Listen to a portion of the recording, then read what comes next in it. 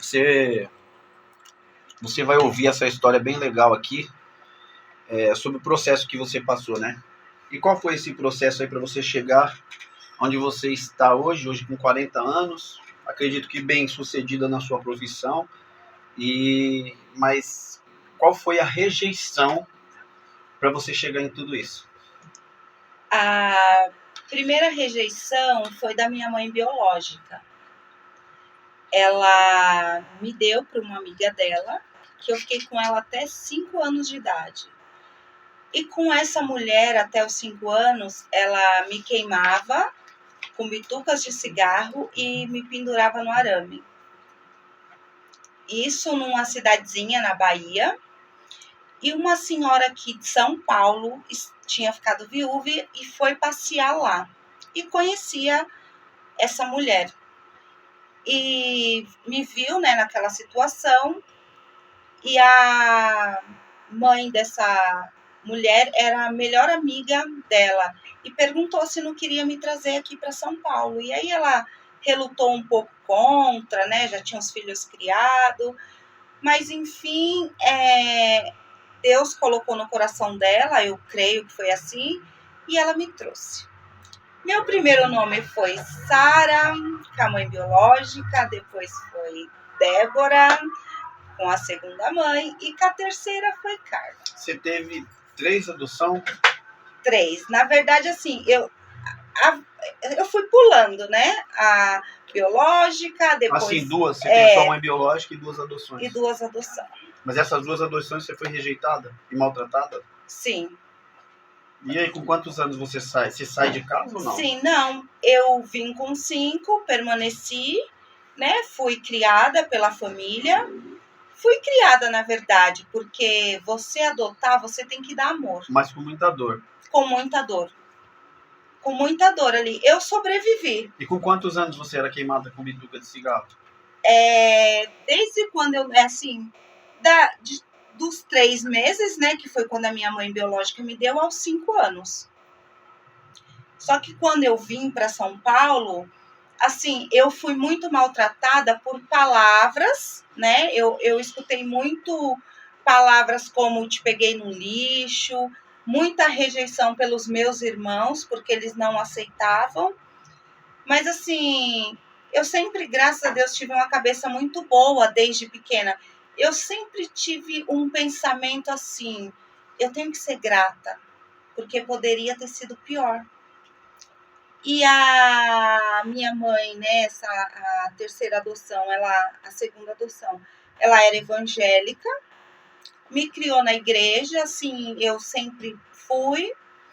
Tive uma tia que me ajudou muito e eu sempre ouvi os conselhos dela, ela era uma pessoa boa, hoje já é falecida. E então, ter sido também criada na igreja, escutando a palavra de Deus, isso foi um refúgio para mim. Mas teve uma fase dos 15, 16 anos que eu comecei a me perguntar por que eu não tinha uma família igual as pessoas tinham. Porque eu comecei a sentir aquela falta do amor, porque a gente sente, não é igual. Eu falo que quando uma família decide adotar, não é só colocar uma comida ali e dar para a criança. Dá um amor, fala que ela é importante, porque isso faz muita falta. Mas eu sempre tive isso de Deus, eu sempre senti Ele muito perto de mim, muito perto. E eu lembro com os meus 15 anos, eu comecei a pensar assim, eu poderia ter morrido lá, não deveria ter vindo. E eu lembro que eu entrei no meu quarto e dobrei o meu joelho e falei, Deus, fala comigo. Fui na igreja. E eu lembro que a pessoa que estava ministrando falou para mim, você, moça, fica de pé. Deus manda te falar que Ele te escolheu desde o ventre. Ele é sua mãe, Ele é o seu pai, e quando você não tiver forças, Ele vai te carregar no colo. E Ele nunca vai te deixar faltar nada. E Ele tem um plano na sua vida. Ele te escolheu. E daí para cá, eu guardei aquilo. E aquela tristeza, aquela angústia que eu tive naquela fase, passou. Então, casei com os meus 22 anos na igreja, assim, tudo bonitinho. Fiquei 5 anos casada, divorciei, tive um filho. E ali começou a minha história.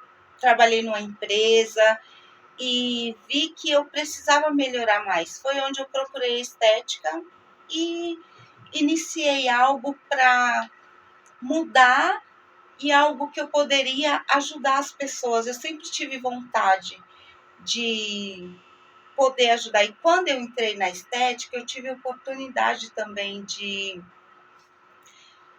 prestar serviços para asilo, velhinhos que nunca tiveram família. Você devolveu aquilo que você não Sim. teve algum tempo, amor. Abraçar. E você, eu não sei se eu já te perguntei, mas você ingressou na estética com quantos anos? Com uns 28, na estética, uns 28 Você anos. tem 12 anos de profissão, seria isso? Uns 12 anos. Nossa, que legal. E como que era para você poder devolver aquilo que você não teve? Para mim era muito gratificante. Eu ia com amor. Eu tive uma professora, Raquel Mendes, e ela fazia aquela campanha de Natal. Adote um idoso. E eu me reunia com as minhas amigas, assim, mesmo com a pouca condições que eu tinha na época, o que eu levava? A gente juntava, eu levava o quê? Eu ia, levava o que eu tinha, mas eu doava o quê?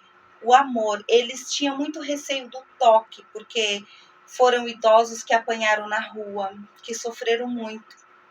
Mas ali a gente chegava com toque, com carinho, fazia massagem nas mãos, uma limpeza de pele, ia agradando, ia se chegando a eles. E eles iam se sentindo amado. Eu passei por essa fase, foi muito gratificante. Nossa, que legal essa história, hein, gente? Tá vendo? Então você pode, sabe? Aqui a gente fala que tem pessoas nesse momento aí, talvez rejeitada, talvez esquecida. Eu acredito que cada história é uma história, né? Você viveu a sua história e você tinha que passar por isso. Sim. Se você está onde você está hoje, eu costumo dizer assim, que o processo ele não anula a promessa, né? Não. Entendeu? Você passou por um processo e talvez o que você passou eu não aguentaria, mas você passou. Eu também, eu perdi minha mãe com muito cedo também. Então eu entendo o que você está falando e às vezes eu acho que a minha história é uma dor e quando eu vejo histórias como a sua me motiva mais, sabe? Você foi adotada, você foi rejeitada, você foi queimada por cigarro, você passou pela situação que você falou aí, Guarani. Então, assim, hoje você vê você podendo dar aquilo que você não recebeu para as pessoas, ou seja, você tinha tudo para dar errado. Você tinha tudo para dar errado, mas você olhou para frente, você buscou e falou assim, não, preciso mudar a minha história. E o mais interessante, que eu vi no seu olhar, esses dias eu mandei um vídeo pro Abner, e talvez vocês viram esse vídeo, ele passou aí no mundo aí, uma moça que ela é uma influencer, e ela perguntou assim, o rapaz que estava entrevistando ela no podcast perguntou, o que é Deus para você? E ela parou, ficou pensando, ela não teve resposta. Mas ela falou, Deus é, eu não sei, é salvação. E ele falou, e o TikTok? Ela começou a sorrir, o TikTok é tudo. Então existe prioridade na nossa vida para saber aonde a gente quer chegar. E a prioridade que você colocou no momento que você sentiu dor foi o quê? Foi Deus. Então quando a gente coloca Deus como prioridade na nossa vida, a gente entende que ele pode levar em lugares que a gente menos imagina. É verdade. Né? Ou seja, é uma entrega. Eu chego e vejo que essa caneta ela é muito importante para mim. E eu ganhei ela de alguém, ela é muito importante, ela tem uma significância. Quando eu pego essa caneta e falo, ô Carla, você toma conta para mim? Te chamo de Carla, mas doutora Carla, toma conta para mim, se eu estou dando ela para você tomar conta, eu estou dizendo o quê? Eu confio em você. Por isso que a Bíblia diz em Salmo 37, o versículo de número 5, entrega o teu caminho a ele e confia nele que tudo ele fará. Você entregou. E olha onde você chegou hoje. Em meio às dores, muito choro, muita angústia, muita rejeição, mas você pode dizer hoje, eu consegui, eu cheguei. Eu quero te dar parabéns pela tua história, pela coragem, porque talvez eu não aguentaria, né? Mas esse fardo foi dado para você. E eu acredito que você tem ajudado pessoas, né, com a sua história, porque você que está na sua casa, isso daqui logo está aí rodando aí no TikTok, Instagram, e vai motivar pessoas, como tem motivado a minha vida, acredito que outras pessoas daqui. Eu quero que Deus te abençoe muito. Você tem algum agradecimento para fazer? Pode fazer. Eu sou muito grata, né? Sou